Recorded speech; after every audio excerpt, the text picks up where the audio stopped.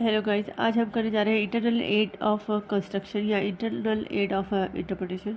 Internal aid to interpretation are the tool found within the statute itself that help a जज और the student understand the legislative intent.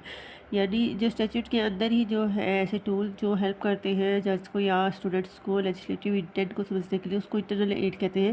When a section is confusing we didn't look at the dictionary और textbook first, we look at the other part of the same act. These are called internal add.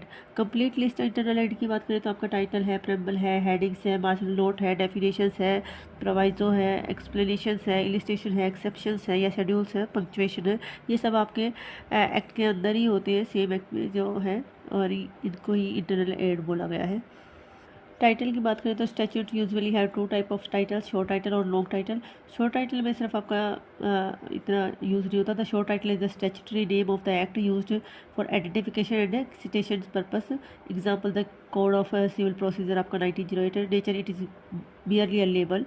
Interpretation value की बात करें तो कोई it has no role of interpretation because it does not describe the scope और purpose of the law. लेकिन long जो title है वो long title usually begin with the word and act to and provide a general description of the object of the act.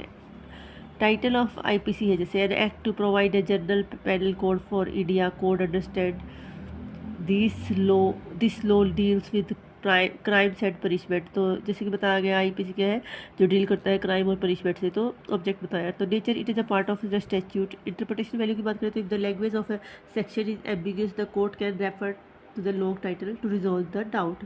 Case law की ले लेते हैं। In Manohar Lal versus state of Punjab में it was hand that the long title can be use to understand the general policy and scope of the act.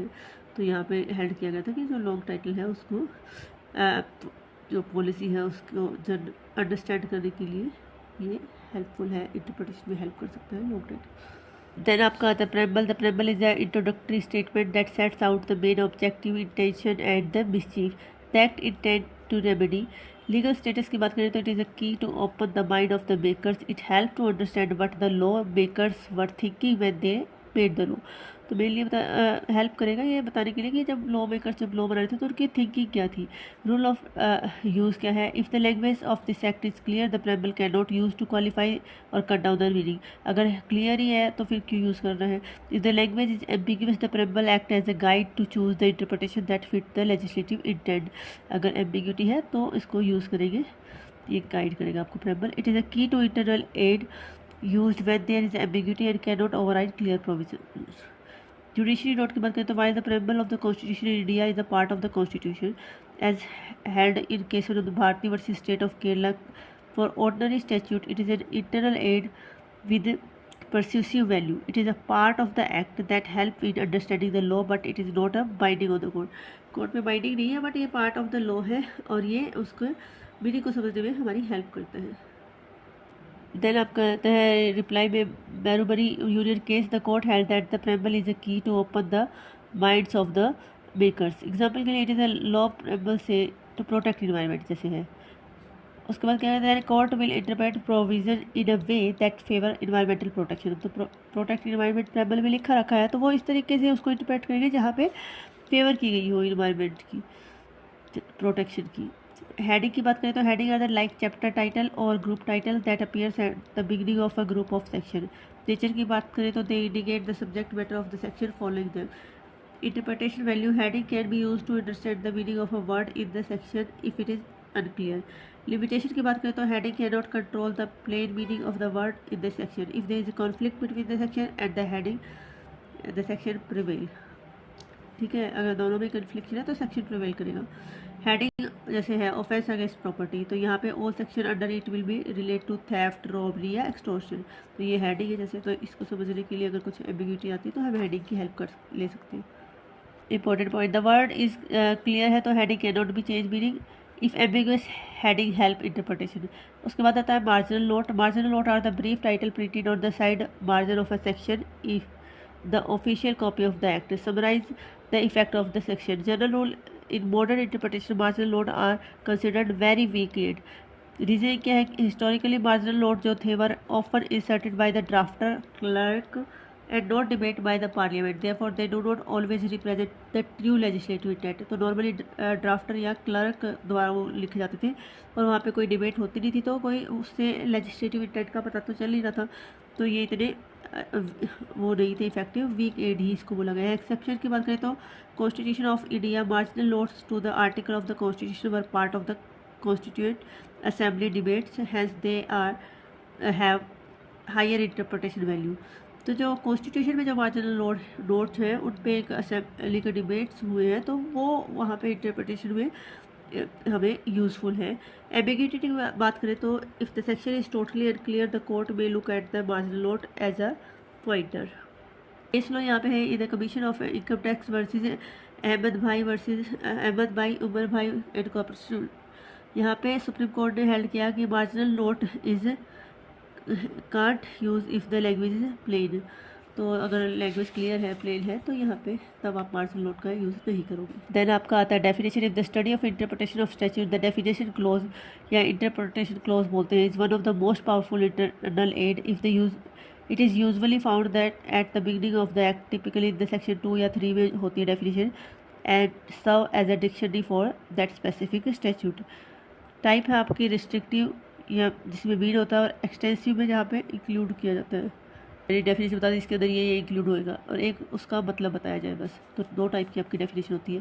Purpose of the definition clause, the legislation provide definition to avoid repetition instead of explaining a complex context every time it appears, a single definition is used. Ensure precision to give a word a specific meaning that might differ from its ordinary or popular meaning.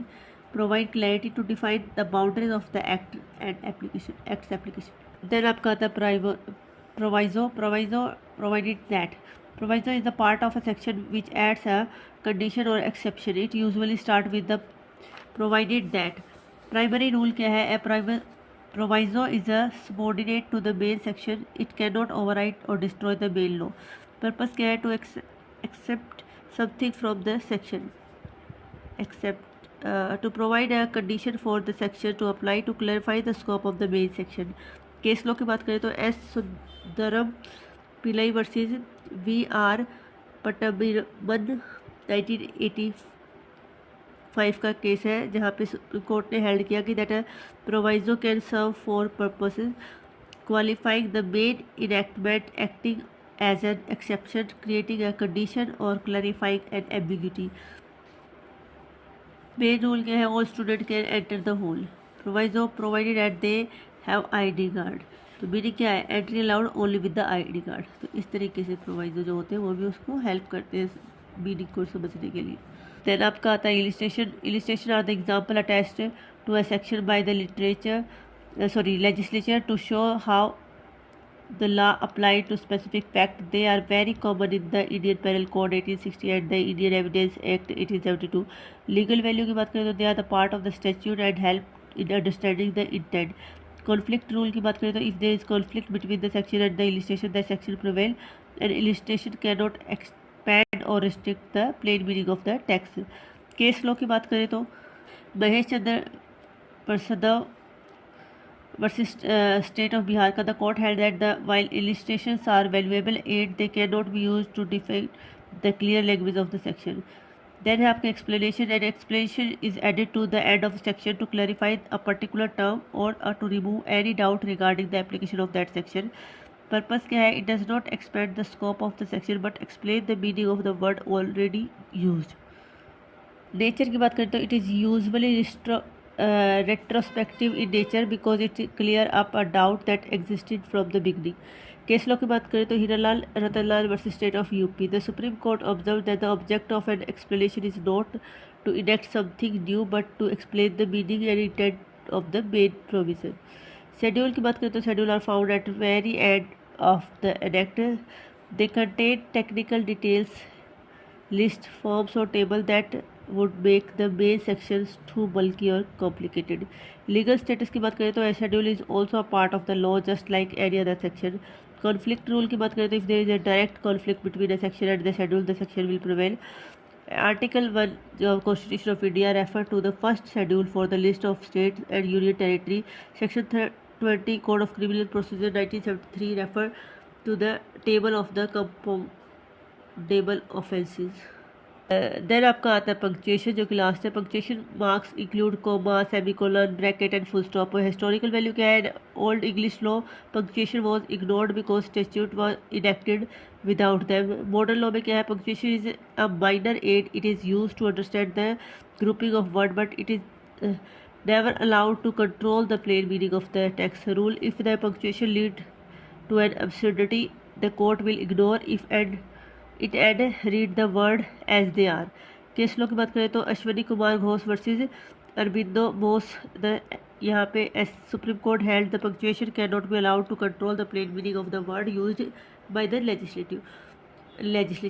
Conclusion की बात करें तो internal aid जो है वो are the first and the most reliable tool used by court in statutory interpretation because they can directly from the legislator itself. तो सबसे ज़्यादा पावरफुल अगर कोई टूल है इंटरप्रिटेशन के लिए स्टैट्यूट की तो वो उसका इंटरनल एड ही है। आई होप आप सबको समझ में आया होगा इंटरनल एड। Thank you.